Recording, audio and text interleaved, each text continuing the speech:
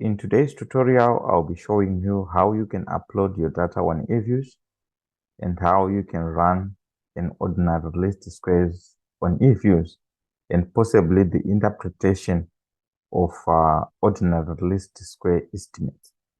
So this is going to be all about today's lecture, and I hope you are going to pick up 1, 2, 3 aspects from today's tutorial. So firstly, if you click EViews on your desktop, you get an interface like the one which is displayed, and you can cancel out this phase, and after cancel out that, what do you do next? You go to your files, and when you go to your files, you go to import, and if the data is in your laptop, you import from files. So you click files, and my data is in my downloads section. So I click downloads, and the name of my Excel sheet is practical.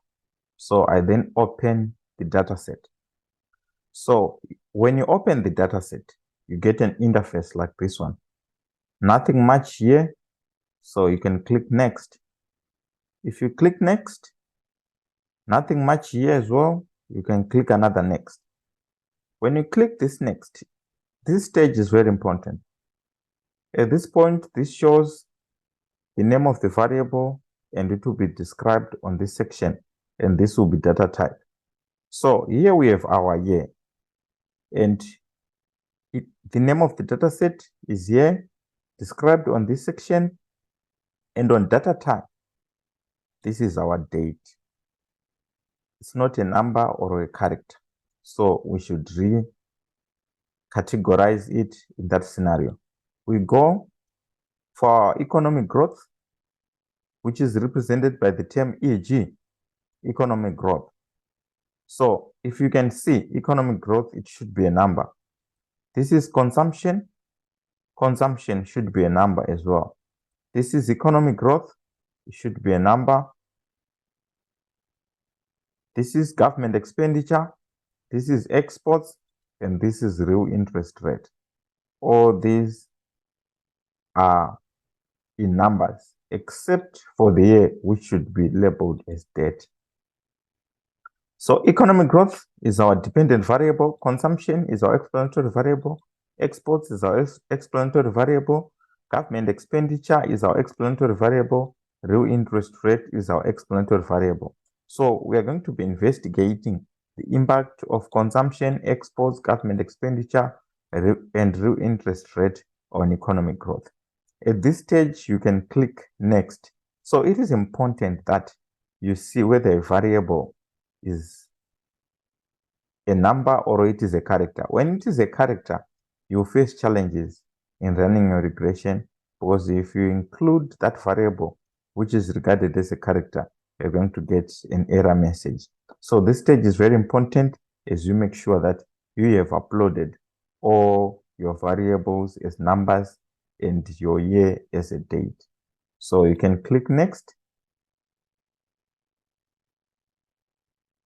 And after that, I think we can read something here. Our data series, it's yearly data. And it is actually dated through a specified date series, which we are regarding as yearly. So at this point, we can actually click finish. And if you are to choose whether it's yes or no, I prefer that you choose no.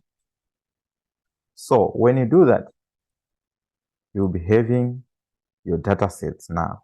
This is now your data set, and you have managed to upload it on EViews. As you can see, our sample size is from 1981 to 2021. That is the range of our data sets. And we have 41 observations. So what do we do next? You have to first click your dependent variable. Then after clicking your dependent variable, you can then click Control and click your explanatory variables. These will be your independent variables. You need to open these variables as an equation. So you get an interface like this one. On this interface, this first variable that you write here, it will be your dependent variable. And the variables which follows after that becomes your independent variable, and this is our intercept or our constant. You should make sure that the method which you are using is the least squares method. So the least squares method gives you the ordinary least square estimates. Then our sample is from 1981 to 2021. Then click OK. So if you click OK, you get a model like this one. So these are the results. So your dependent variable is economic growth, and the method that we have used is the least squares. And this is the date which you have run your data, and this is our sample size from 1981 to 2021, and you actually have 41 observations. So these are the list of the explanatory or independent variables, and this is the constant. So these are your coefficients. What is important as well, these are your t-statistics, and these are your probabilities. So t-statistics and probabilities, they are used to measure the level of significance between the dependent and the independent variable, whilst the coefficients shows the direction of effect. So a variable with a negative shows that there is a negative relationship between government expenditure and economic growth. And if the coefficient is positive, it shows that there is a positive relationship between consumption and economic growth. So what does a positive relationship mean? A positive relationship means that if consumption increases by 1 unit, then economic growth is increasing by 0.443 units.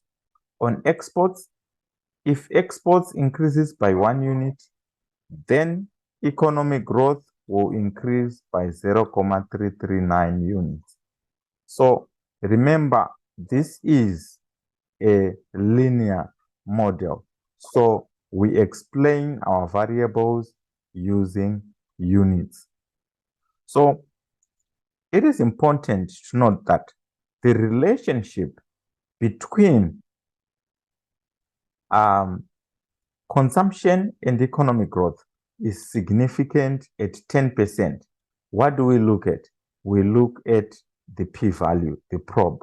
So the p-value is above 0.05, but less than 0.1. So this shows that the relationship between consumption and economic growth is significant at 10%.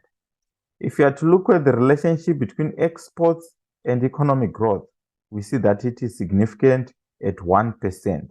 Why? Because 0.0093 is less than 0.01. That is, it is less than 1%. So it means that the relationship between exports and economic growth is significant at 1%. This one is significant at 1%. So if the p-value is greater than 0.1, it shows that there is an insignificant relationship. So we can conclude that there is an insignificant relationship between real interest rates and economic growth. So this is how we interpret the coefficients. Negative sign, there is a negative relationship. That it simply means that 1 unit increase in government expenditure results in 1.08 decline in economic growth. So this is how we interpret the coefficients, and that is how we interpret the p-values. So more importantly, we have what we call as the R squared and the adjusted R squared. So the R squared measures the goodness of fit. That is whether the changes in the independent variables are explaining the variation in the dependent variable. So what it means that the changes in the independent variables is only explaining 31.998% of the variation in the dependent variable. So adjusted R squared is now a proxy which is more advanced to R squared as it includes degrees of freedom.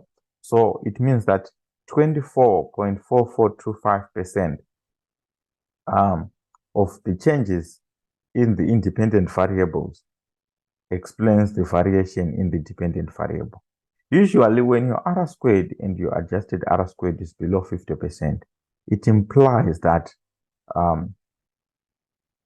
the explanatory variables that we have included in your model are not really explaining the changes in the dependent variable. So there might be need to consider other variables or add more variables to your model so that your model's goodness of fit is desirable. So as long as it is above 0.5, that will be okay.